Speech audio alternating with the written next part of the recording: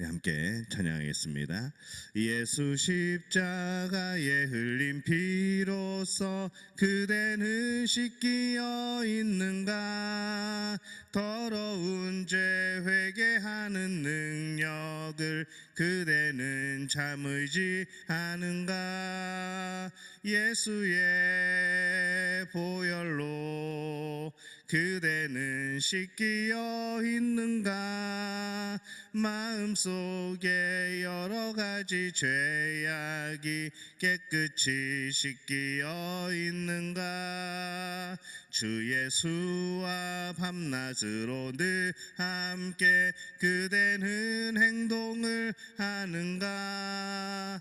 아무 때나 어디서나 그대는 십자가 붙들고 있는가? 예수의 보혈로 그대는 씻기어 있는가? 마음속에 여러 가지 죄악이 깨끗이 씻기어 있는가?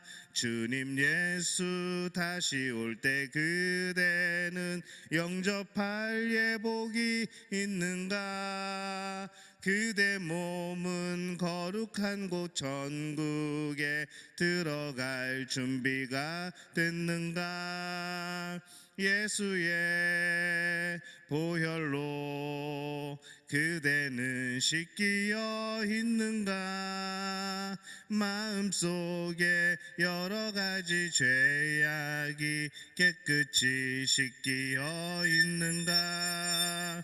모든 죄에 더러워진 예복을 주 앞에 지금 다 벗어서 샘물같이 솟아나는 보혈로 눈보다 너희게 씻으라. 예수의 보혈로 그대는 씻기어 있는가?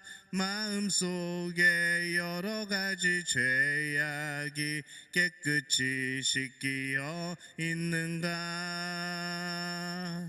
아멘.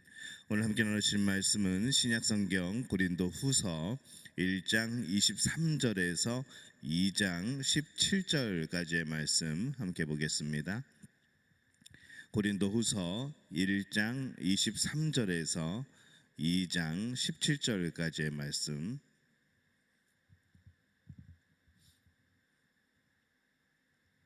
고린도 후서 1장 23절에서 2장 17절까지 우리 한 목소리로 함께 봉독합니다. 내가 내 목숨을 걸고 하나님을 불러 증언하게 하노니 내가 다시 고린도에 가지 아니한 것은 너희를 아끼려 함이라. 우리가 너희 믿음을 주관하려는 것이 아니요 오직 너희 기쁨을 돕는 자가 되려 함이니 이는 너희가 믿음에 섰음이라. 내가 다시는 너희에게 근심 중에 나아가지 아니하기로 스스로 결심하였노니 내가 너희를 근심하게 한다면 내가 근심하게 한 자밖에 나를 기쁘게 할 자가 누구냐? 내가 이같이 쓴 것은 내가 갈 때에 마땅히 나를 기쁘게 할 자로부터 도리어 근심을 얻을까 염려함이요 또 너희 모두에 대한 나의 기쁨이 너희 모두의 기쁨인 줄 확신함이로라. 내가 마음에 큰 눌림과 걱정이 있어 많은 눈물로 너희에게 썼노니 이는 너희로 근심하게 하려 한 것이 아니요 오직 내가 너희를 향하여 넘치는 사랑이 있음을 너희로 알게 하려 함이라. 근심하게 한 자가 있었을지라도 나를 근심하게 한 것이 아니요 어느 정도 너희 모두를 근심하게 한 것이니 어느 정도라 함은 내가 너무 지나치게 말하지 아니하려 함이라. 이러한 사람은 많은 사람에게서 벌받는 것이 마땅하도다. 그런즉 너희는 차라리 그를 용서하고 위로할 것이니 그가 너무 많은 근심에 잠길까 두려워하노라. 그러므로 너희를 권하노니 사랑을 그들에게 나타내라. 너희가 범사에 순종하든지 그 증거를 알고자 하여 내가 이것을 너희에게 썼노라. 너희가 무슨 일에든지 누구를 용서하면 나도 그리하고 내가 만일 용서한 일이 있으면 용서한 그것은 너희를 위하여 그리스도 앞에서 한 것이니 이는 우리로 사탄에게 속지 않게 하려 함이라. 우리는 그 계책을 알지 못하는 바가 아니로라. 내가 그리스도의 복음을 위하여 들어와야 이르매 주 안에서 문이 내게 열렸으되 내가 내 형제 디도를 만나지 못하므로 내 심령이 편하지 못하여 그들을 작별하고 마게도냐로 갔노라. 항상 우리를 그리스도 안에서 이기게 하시고 우리로 말미암아 각 처에서 그리스도를 아는 냄새를 나타내시는 하나님께 감사하노라. 우리는 구원받는 자들에게나 망하는 자들에게나 하나님 앞에서 그리스도의 향기니 이 사람에게는 사망으로부터 사망에 이르는 냄새요 저 사람에게는 생명으로부터 생명에 이르는 냄새라. 누가 이 일을 감당하리요?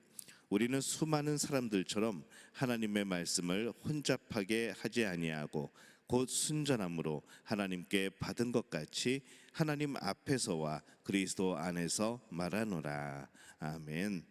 할렐루야. 하나님의 은혜가 오늘 새벽에 하루의 첫 시간을 주 앞에 드리는 우리 믿음의 가족들에게 함께 하시기를 예수님의 이름으로 축원합니다. 오늘 말씀은 이 바울이 고린도 교회를 향한 이 서신의 그런 사역 가운데에 여러 가지 앞으로의 그런 사역에 대한 설명, 그리고 지금 그 바울 자신의 처한 상황에 대한 그런 이야기를 담고 있습니다.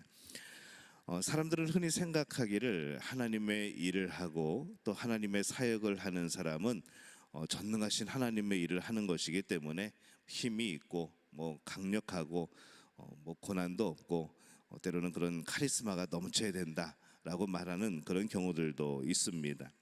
하지만 오늘 이 하나님의 사역자인 사도 바울을 보면은 강력한 그런 카리스마가 있는 그런 사역자의 모습이기보다는 오히려 연약한 이제 그런 사역자의 모습을 보여줍니다. 24절 말씀에 보니까 우리가 너희 믿음을 주관하려는 것이 아니요 오직 너희 기쁨을 돕는 자가 되려 함이니 이는 너희가 믿음에 섰음이라 이렇게 말씀을 합니다. 이 바울은 고린도 교회의 그런 관계에서 그들이 믿음을 주관하는 사람이 아니라 돕는 자가 되기를 원한다라는 거라고 말씀을 합니다. 그러니까 바울의 역할은 그들의 믿음을 주관하는 사람이 아니고 돕는 자라고 그렇게 정의를 내린 것이죠. 그는 어떤 면에서는 굉장히 강력한 모습이기도 했습니다. 23절에 보면은 내가 목숨을 걸고 하나님을 불러 증언하시게 하노니 내가 다시 고린도에 가지 아니한 것은 너희를 아끼려 함이라 이렇게 말씀을 합니다. 그는 자신의 말이 하나님 앞에서 목숨을 담보로 하여서 정직하게 고린도 교회를 위하고 있다라고 말씀을 합니다. 그는 자신의 일에 있어서 매우 강력한 그런 의지를 가지고 있고 믿음을 가지고 있었죠. 때로는 생명까지도 내어줄 정도로 그렇게 복음에 대하여서 그는 진심이었습니다. 그리고 때로는 고린도 교회를 위해서도 진리를 위해서도 그렇게 강력한 힘과 그런 결단으로 그는 살아갔던 것이죠.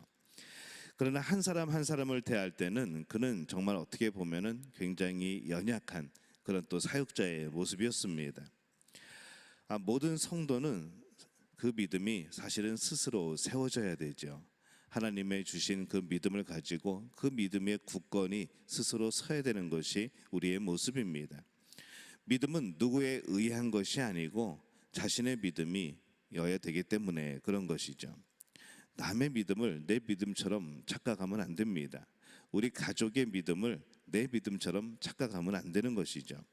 하나님 앞에서 누구와 비교하는 것이 아니라 1대1로 하나님 앞에서 나는 이 구원에 대한, 나는 하나님에 대한, 예수님에 대한 믿음과 확신이 있는가, 그 구원에 대한 확신이 있는가, 이것은 그 누구나 결단하고 확인해야 되고 또 그것을 이루어야 되는 것이 우리들의 믿음 생활의 그런 모습이 되어집니다.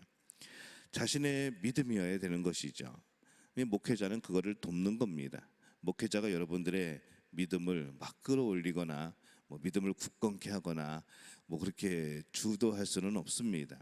옆에서 돕는 것뿐이죠. 말씀을 통해서 증언하고 또 확신을 주고 그러면서 여러분들이 그 말씀을 받아들이고 결단하고 하나님 앞에서 온전히 서야 되는 것, 이게 우리의 모든 믿음 생활의 그러한 모습이기도 합니다. 고린도 교회가 그랬습니다. 그들은 영적으로 또 물질적으로 지적으로 정말로 많은 것을 가진 사람들이었고 또 그런 도시였습니다. 그러나 이 바울이 제일 많이 속상하게 여겼던 교회도 또 고린도 교회이기도 합니다. 4절에 보면은 내가 마음에 큰 눌림과 걱정이 있어 많은 눈물로 너희에게 썼노니 이는 너희로 근심하게 하려 한 것이 아니요 오직 내가 너희를 향하여 넘치는 사랑이 있음을 너희로 알게 하려 함이라 라고 말씀을 합니다. 이 바울이 고린도 교회를 책망할 때에도 그들의 잘못 때문이었을 겁니다. 하나님의 뜻에서 벗어나는 것, 서로를 사랑하면서 우리가 이 고린도 전서에서 말씀을 나눴지만은 고린도 전서에서 보여지는 그 여러 가지 문제들, 이런 잘못 때문에 아마 이 바울이 고린도 교회를 책망했을 겁니다. 그러나 그렇게 책망하고 그렇게 그냥 비웃는 것이 아니라 이 바울은 그것 때문에 또 아파합니다. 그래서 근심 중에 있을 때는 방문하지 않겠다라고 말하는 것이죠. 이 사도 바울의 내면을 우리가 볼 수 있는 그러한 장면이기도 합니다. 바울은 그렇게 자신의 모든 것을 다하여 복음을 전하면서도 또 한편으로는 그의 마음속에 그런 연약한 사역자의 모습으로 아픔을 겪고 그렇게 목회를 하고 있는 것이죠. 그것이 이 땅에서의 교회의 모습이기도 합니다. 바울이 고린도 교회를 향하여서 어떤 주장하는 자세를 가졌으면은 여러 면에서 이끌어 나가기가 온전히 세우기가 훨씬 더 쉬웠을 수도 있습니다. 근데 그는 돕는 자로서의 자세를 가졌기 때문에 그 자신도 여러 가지로 아픔이 있었고 어려움이 있었던 것이죠. 그럼에도 불구하고 이 바울은 그 길을 묵묵하게 가고 있습니다. 그렇다면 오늘날 우리들도 그러해야 되는 것이죠. 다른 사람을 향하여서 돕는 자세가 필요합니다. 목회자뿐만 아니라 우리 성도들도 우리 직분자들도 서로를 향하여서 그 믿음이 온전히 설 수 있도록 돕는 자의 역할이 필요한 것이죠. 우리가 그런 생각도 합니다. 내 믿음도 제대로 세워지지가 않는데 누구를 돕습니까? 그런 생각할 수도 있겠죠. 하지만은 내가 누군가를 돕는다면, 내가 누군가를 세워준다면 그 사람은 나를 세워주지 않겠습니까? 꼭 그 사람이 아니더라도 그 누군가는, 우리 공동체 안에서 누군가는 나를 향하여서, 나를 위하여서 기도하고 또 나를, 내 믿음을 위하여서 하나님 앞에 간구하는 사람이 있지 않겠습니까? 공동체는 그렇게 서로 돕는 것이고 그렇게 엮어지는 것이고, 그것을 우리는 예수님의 사랑이라고 말을 하는 것이죠. 그래서 우리는 늘 다른 사람을 향하여서 그 믿음에 대하여 돕는 자가 되어야 됩니다. 바울은 디도에게 고린도에 보내는 편지를 들려서 보냅니다. 그리고 들어와서 기다리고 있죠. 근데 이 디도가 약속한 시간에 오지를 않습니다.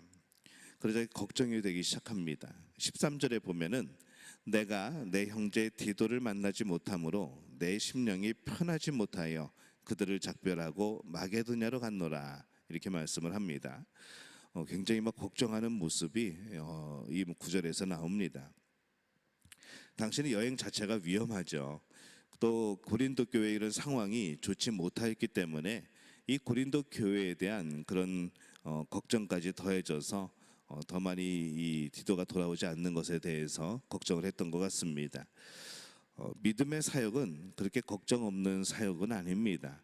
늘 잘 되고 늘 믿음으로 승리하고 믿음으로 굳건히 나가고, 우리 믿음의 사역들이 그럴 것 같지만은 사실은 우리의 사역 가운데서는 우리가 생각한 대로 되는 것도 아니고, 또 많은 경우에 오늘 바울이 겪는 그러한 아픔들처럼 우리의 믿음의 공동체도 또 우리 사역자들도 때로는 우리의 직분자들도 많은 아픔이 동반이 되어지는 것이죠. 바울은 자신의 사역을 이렇게 묘사를 합니다. 14절 보면은 그러나 그리스도의 개선 행렬에 언제나 우리를 첨가시키시고 그리스도를 아는 지식의 향기를 어디서나 우리를 통하여 풍기게 하시는 하나님께 감사를 드립니다, 이렇게 되어 있습니다. 이 세 번역이 이렇게 번역을 하죠. 이 바울은 자신의 사역을 뭐라고 표현을 하는가? 그리스도의 개선 행렬이라고 표현을 합니다.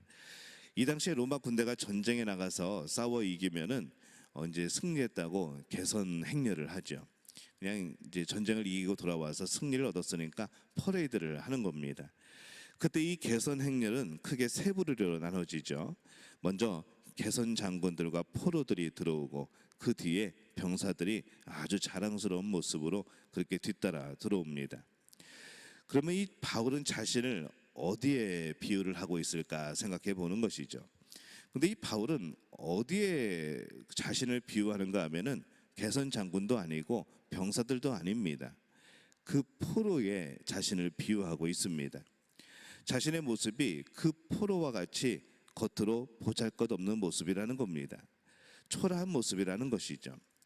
개선 행렬에 포로로 잡혀온 사람들이 얼마나 비참하겠습니까? 얼마나 수치스럽겠습니까? 전쟁 진 것도 답답하고 억울한데 거기에 끌려와 가지고 적들의 개선 행렬에 거기에 그런 전리품처럼 서 있는 모습이 얼마나 힘들겠습니까? 굉장히 초라한 모습일 겁니다. 근데 바울은 그 개선 행렬 속에 그 포로의 모습이 자신과 같다고 하면서도 그의 내면은 초라한 모습이 아니라는 것이죠. 그들은 하나님께 포로가 되어 초라한 모습을 가지고 있지만 그 내면은 세상이 함부로 볼 수 있는 모습은 아니라는 겁니다. 그래서 이렇게 표현을 하죠. 15절에 보면은 우리는 구원받는 자들에게나 망하는 자들에게나 하나님 앞에서 그리스도의 향기니라고 말씀을 합니다. 그들은 그리스도의 향기를 내는 포로라는 것이죠. 구원받는 자들, 승리를 얻은 자들에게도 그들은 향기가 될 겁니다. 자기들이 승리해가지고 들어오니까 이 포로들이 어떤 그런 전리품처럼 향기가 되어지는 것이죠. 또 패배한 나라에서는 어쩌면 또 죽음의 향기가 되어질 수도 있습니다. 정말 죽음을 앞에 둔 포로들의 모습. 하지만은 그 가운데 또 개선 행렬이 벌어지고 있고, 근데 만약에 그 포로가 그리스도인이라고 한다면 좀 상황이 달라지죠. 다른 의미를 갖게 됩니다. 그 포로가 그리스도인이라고 한다면은 그들이 왜 잡혔을까요? 믿음의 전쟁에서 복음을 전하다가 핍박을 받은 것이고 그들이 복음을 전하다가 끌려온 겁니다. 진 것 같은데 이상하게 진 것이 아니죠. 그 포로는 바로 하나님 나라를 소유한 자가 되는 것이고 그는 진정한 구원을 경험하게 될 것이고 그는 그가 겪은 어려움들과 이 수치와 이 자존심 상하는 모든 것을 통하여서 하나님이 주시는 상급을 받게 되는 겁니다. 포로인데 포로 같지 않은 것, 분명히 개선 장군처럼 의기당당하게 들어오는데 그들이 개선 장군이 아니 되어지는 것처럼 그렇게 되어지는 것이죠. 그래서 이 그리스도의 향기라고 표현하고 있지만은 이것이 굉장한 여러 가지 그런 다른 관점에서의 그런 의미를 포함하고 있습니다. 당시 개선 행렬에는 향들이 많이 사용됐습니다. 개선 병사를 향하여서 이런 향수를 뿌리기도 했고 또 그런 좋은 냄새 나는 것들을 태우기도 했고 그래서 개선 행렬에 보면은 냄새를 동반을 합니다. 근데 바울은 그 향기를 생각하면서 말하죠. 이 포로들은 자신들은 세상의 그런 향기가 아니라 그리스도의 향기를 풍기는 사람이다 라고 말하는 겁니다. 그들은 죽음에 이르렀다고 사람들은 말하겠지만은 복음으로 인하여 핍박받는 그들은 죽음이 아닌 영원한 생명의 향기를 얻게 되는 겁니다. 처음에는 사람들이 그들을 보면서 예수님 믿다가 나도 저렇게 되는 것이 아니야 라고 생각하겠지만은 그들의 그런 당당한 모습, 그들이 풍기는 예수 그리스도의 그 향기, 그것을 통하여서 진정한 영원한 생명을 깨닫게 되고 거기에 소망을 두고 그들은 또 하나의 메시지가 되어진다는 것이죠. 그래서 자신을 그 포로로 표현하면서 그것은 절대로 죽음의 향기가 아니라 말을 합니다. 물론 세상 사람들에게는 죽음의 향기가 되어지겠죠. 하지만 믿는 자들에게는 정말 아름다운 하나님 나라의 향기가 되어지는 겁니다. 우리 모두가 하나님의 사역자입니다. 우리가 세상을 점령하는 것은 무기로 하는 것이 아닙니다. 부자가 되는 것이 세상을 점령하는 것이 아닙니다. 오히려 포로가 되는 것이죠. 그리스도의 향기를 드러내는 겁니다. 하나님의 일을 하는 사람, 하나님의 사역자의 당당함은 겉모습에 있지 않습니다. 겉모습은 연약할지라도 그 가는 길이 진실하고 사람들에게 생명을 전하는 이 그리스도의 향기를 내고 있다면 정말 그것은 당당하고 강력한 그런 삶인 것이죠. 우리는 그런 모습이 되어야 될 줄로 믿습니다. 신앙생활 하면서 우리는 때로는 이 땅에서 포로처럼 느껴지지만 정말 이 세상 사람들이 보기에는 초라한 모습 같지만은 하나님은 우리를 그렇게 보지 않으신다는 것. 오히려 우리가 개선 장군이고 오히려 그들이 포도처럼 되어진다는 것, 이것이 그들과 우리의 삶의 그런 결과의 다른 모습이 아닐까라는 생각을 해봅니다. 우리의 내면에 진리에 대한 굳건함이 없을 때 정말 우리는 초라해질 겁니다. 하지만은 예수 그리스도 그분이 함께 하심을, 또 예수 그리스도가 진리 되심을, 또 그분을 통하여 우리가 구원을 얻었음을 확신하게 된다면 우리의 모든 삶은 초라함이 아닌 풍성한 것이고 진정한 복이 되어질 줄로 믿습니다. 우리 직분자들이, 또 우리 믿음의 성도들이, 또 우리 사역자들이 그러한 모습으로 진리 안에서 굳건한 확신으로 살아가게 되어지시기를 예수님의 이름으로 축원합니다. 기도하겠습니다. 하나님, 은혜